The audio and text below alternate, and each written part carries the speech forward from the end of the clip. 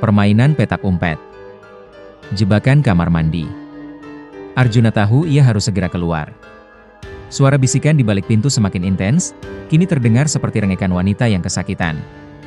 Lilis. Dingin. Aku lapar.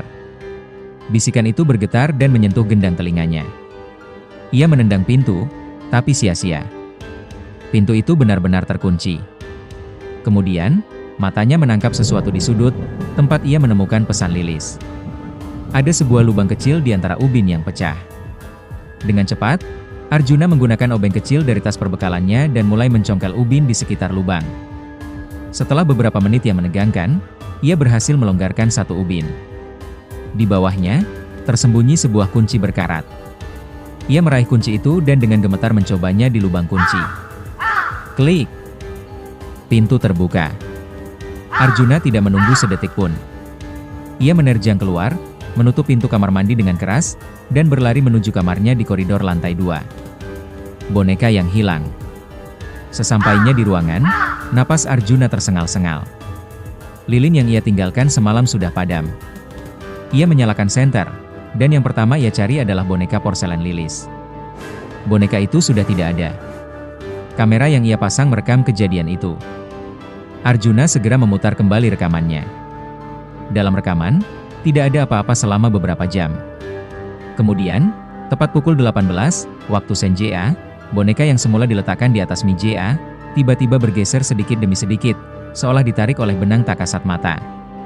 Kemudian, boneka itu jatuh dari meja dan berguling ke kolong tempat tidur. Tak lama setelah itu, boneka itu merangkak keluar dari kolong, menuju pintu, dan menghilang dari pandangan kamera. Arjuna bergidik. Boneka itu bergerak sendiri, dan kini, ia yakin ia telah menjadi sasaran. Petunjuk dari kegelapan.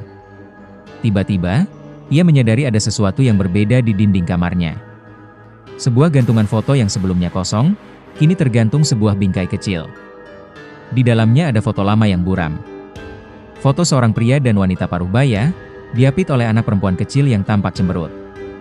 Anak itu, yang wajahnya samar, memeluk sebuah boneka porselen yang sangat familiar. Di balik bingkai foto itu, tertulis nama dengan tulisan tangan yang indah, Keluarga Van der Steen. 1925.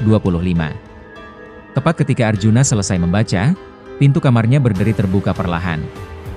Ia mengangkat senternya. Di sana, di ambang pintu, tampak boneka Lilis berdiri tegak. Boneka itu tidak hanya berdiri.